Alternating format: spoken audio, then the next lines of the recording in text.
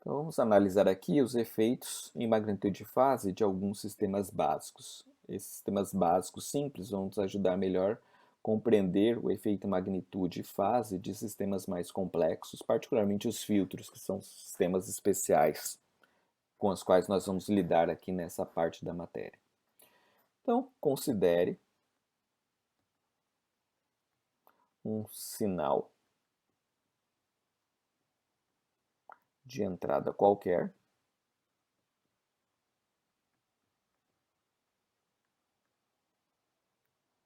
x de t.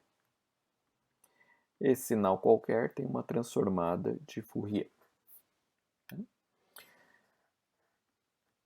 A saída de um sistema para esse sinal é obtido por convolução, como nós já vimos anteriormente. E essa convolução, quando a gente calcula sua transformada de Fourier, equivale à modulação entre as transformadas. Vou colocar aqui, ó, modulação para a convolução. Vou colocar aqui temporal e aqui espectral. Tá? Espectral por conta de frequência, espectro, tá? Convenção na nossa área. Então vamos agora, à luz dessa informação, considerar 3 sistemas, que serão os nossos sistemas básicos. O primeiro sistema, a resposta ao impulso é a própria função impulso, e a saída desse sistema impulso para o sinal x de t, por propriedades da convolução, é o próprio x de t. Então veja, é um sistema que não modifica nada do sinal de entrada para produzir a saída. Simplesmente deixa passar o sinal de entrada sem nenhuma modificação. Segundo sistema, h de t igual a delta de t. Sistema puramente resistivo, ou como a gente vai ver, amplificador ou atenuador ideal. Y de t igual a delta de t, convolução x de t igual a x de t. E terceiro sistema, h de t igual a delta de t menos t0, que implica em y de t igual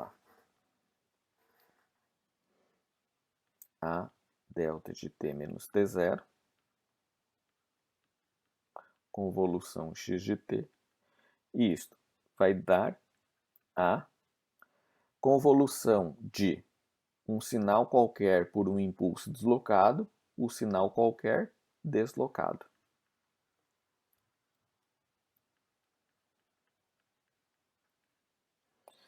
Agora a gente vai analisar isso aplicando a transformada de Fourier.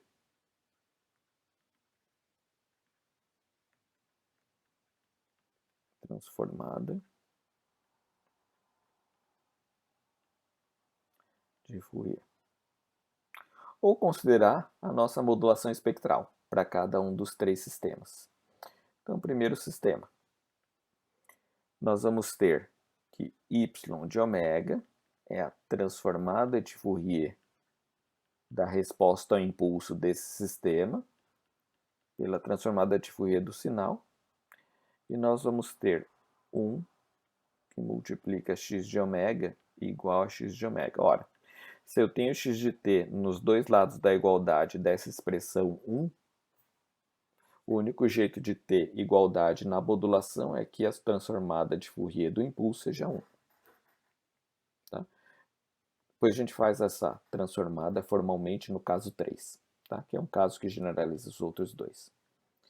Segundo o sistema, y de ômega igual transformada de Fourier de a delta de t, que multiplica x de ômega a x de ômega. Como a gente já podia vislumbrar da análise que a gente fez do sistema 1 no sistema 2. E terceiro, y de ômega igual transformada de Fourier de a delta de t menos t0, x de ômega.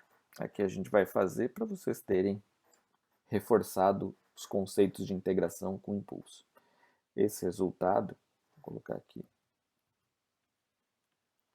dessa transformada é integral imprópria de menos infinito a mais infinito a delta de t menos t0 e multiplica n menos j ômega t dt. Note que só há algo útil para t igual a t0. Tá? Fora deste ponto eu tenho integral de zero. E nesse ponto, pelas propriedades do impulso, só faz efeito a n menos j ômega t para t igual a t0. Ou seja, a n menos j ômega t. Zero. Se eu observar aqui, eu percebo partes do sistema 2 no sistema 3, por conta desse A. Resta saber qual é o efeito deste termo. Bom, como y e x em ômega são funções cuja imagem é complexa, então a gente vai analisar magnitude e fase. Então, análise em magnitude e fase para esses três sistemas. Então vamos pensar que a saída em módulo é o módulo do produto das transformadas, módulo do produto, produto dos módulos. Então, quando eu souber qual o efeito, quem é h de ômega, o seu módulo amplifica ou atenua o módulo da transformada do sinal de entrada. E a fase, y de ômega, é igual a fase do produto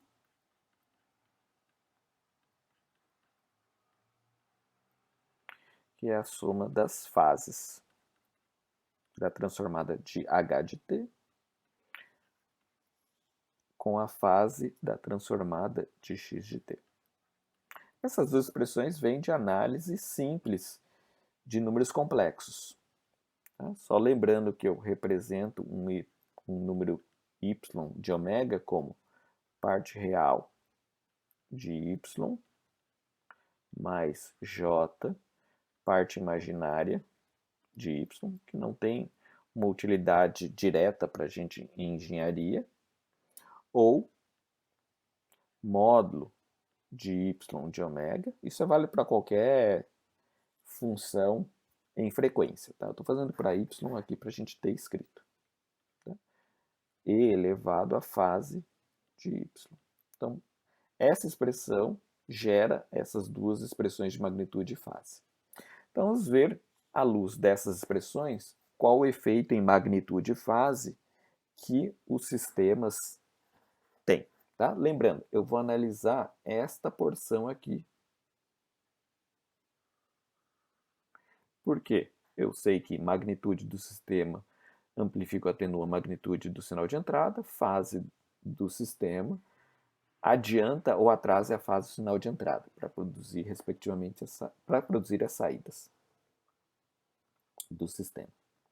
Então, primeiro caso, h de ômega igual a 1. Então, nós temos módulo de h de ômega igual a 1, fase de h de ômega igual a 0. Pensem sempre no plano complexo para representar o número 1, no caso. Então, nesse plano eu vou ter aqui a unidade e esse ângulo é 0. Então, veja, um sistema que deixa a entrada passar direto para produzir a saída, ou seja, y igual a x, tem como magnitude 1, ou seja, as magnitudes de cada seno e cosseno do sinal de entrada são modificadas por 1, e a fase dessas componentes é atrasada ou adiantada por um valor 0, ou seja, não tem distorção em fase. É isso que esse valor quer dizer. Vou colocar aqui. Sem distorção de fase. Segundo sistema. Aqui a gente vai lidar com uma situação quanto a esses valores A's. Aqui eu não mencionei, a gente vai trabalhar com A real. A real. Só para simplificar a nossa análise. Naturalmente o T0 também é real. Tá? O A podia ser complexo, mas só como a gente vai calcular módulo e fase de A, se eu não souber que tipo de número é, eu vou deixar muito em aberto aqui, vou reduzir um pouco. Então, quando H de ômega é igual a A. Então, o que eu tenho? Módulo de H de ômega é igual módulo de A, que é igual a A. Vou considerar aqui esse caso A maior que zero. Depois a gente faz o caso negativo. Fase de H de ômega, que é igual a fase de A, também zero. Novamente, se eu for representar aqui, eu tenho uma versão em escala do sistema 1, onde eu tenho aqui o meu A e a fase 0. Quando A é negativo, então vou fazer aqui da direita para a esquerda. Graficamente, na minha representação, eu terei o A agora posicionado neste quadrante sob a abscissa. Então veja, tem o ângulo π, ou o ângulo menos π, ou infinitas fases que dão voltas e sempre chegam no mesmo ponto, tá? Que é mais π ou menos π. Então, a isso eu posso verificar aqui. Módulo de ômega é o módulo de A. Não vou pôr A porque A é negativo, teria que tirar o sinal, né? Ou podemos colocar aqui menos A, né? Já que eu tenho já que eu tenho A negativo. E a fase de H de ômega, que é a fase deste número A negativo, é mais ou menos π mais 2k π k inteiro. Tá? Então é só arrumar aqui um pouco. Só para simbolizar esse múltiplo de 2k π, voltas sucessivas, mas o ângulo mínimo é mais ou menos π. Se eu vou escolher mais ou menos π como fase, é uma escolha arbitrária. Note que eu não dependo de A nesse sentido, tá? Assumindo que eu conheço A e A é negativo. O A não aparece nessa expressão, ou seja, eu somo um valor constante mais π ou menos π ou múltiplos, como a gente já definiu dessa fase, múltiplos de 2π, a todas as componentes. Tá? Nenhuma tem prioridade, vamos dizer assim. É uma soma de uma constante. Tá? A gente pode definir isso também como sem distorção de fase. Basicamente, eu estou somando mais π ou menos π a todas. Tá? Não, nenhuma é diferente. Terceiro sistema. Esse aqui é uma versão mais sofisticada, mas é fácil de analisar.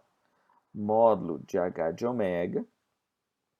H de ômega é A ena menos J ômega T0.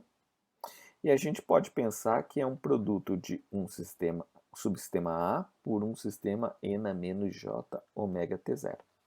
Tá? A parte referente a A gente já analisou e já tem o efeito bem caracterizado. Resta saber o efeito desse exponencial complexo. Então vamos, módulo de H de ômega será módulo de A, que multiplica módulo de ena menos J ômega T0. E para ficar mais fácil, módulo de A, que multiplica módulo de cosseno de ômega T0 menos J seno de ômega T0. Nessas circunstâncias, fica mais fácil lembrar que o que eu vou fazer para esse termo exponencial, eu vou colocar bem definido aqui, ó, ena menos J ômega T0, é representá-lo nessa forma retangular, onde eu tenho a parte cosseno aqui e aqui a parte menos JC. Vou colocar aqui menos essa, assim fica bem claro. Esta magnitude é o que me interessa para esse resultado e essa fase posteriormente.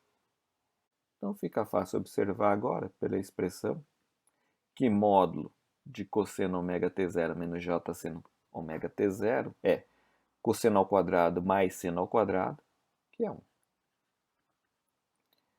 Então veja, esse termo exponencial complexo não contribui em nada para a amplificação ou atenuação da magnitude do sinal de entrada, já que eu vou multiplicar módulo de h de ômega por módulo de x de ômega.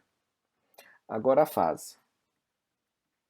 Fase de h de ômega será a fase de A, que a gente já estudou na porção anterior, tá? Dependendo de A positivo ou A negativo, como a gente viu, eu tenho soma zero ou soma mais ou menos π, sem distorção de fase,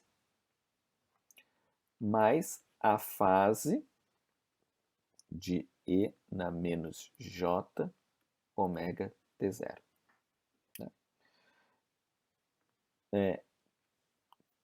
Nós já vimos aqui que basicamente eu vou ter um arco tangente. Então vou escrever aqui, ó, fase de A, estudada anteriormente, mais arco tangente de menos seno de ômega t0 dividido por cosseno de ômega t0. Modo fase de A mais arco tangente da tangente, desculpe, de menos tangente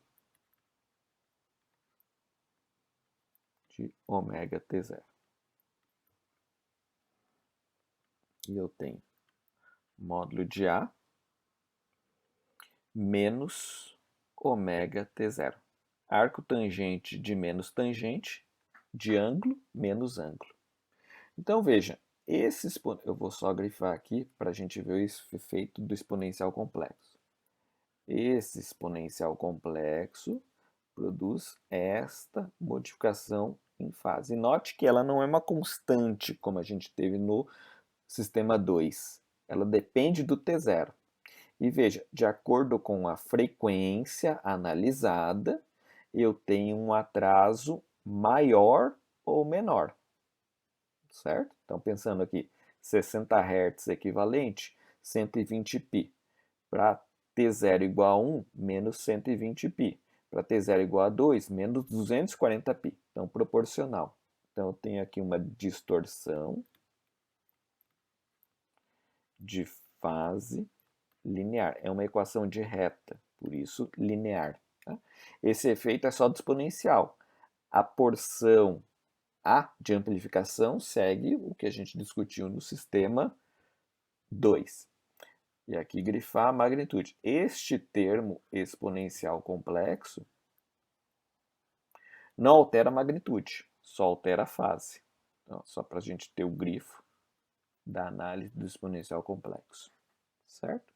Então fica bem claro, pela propriedade da modulação, a separação que um sistema pode ter, ou a sua decomposição em subsistemas, o que facilita a análise e a previsibilidade dos efeitos de cada um dos subsistemas, certo? O sistema 3 é um exemplo que eu utilizo para a gente verificar decomposição de sistemas em subsistemas no domínio da frequência, quando às vezes não necessariamente ficar claro o que está acontecendo no tempo.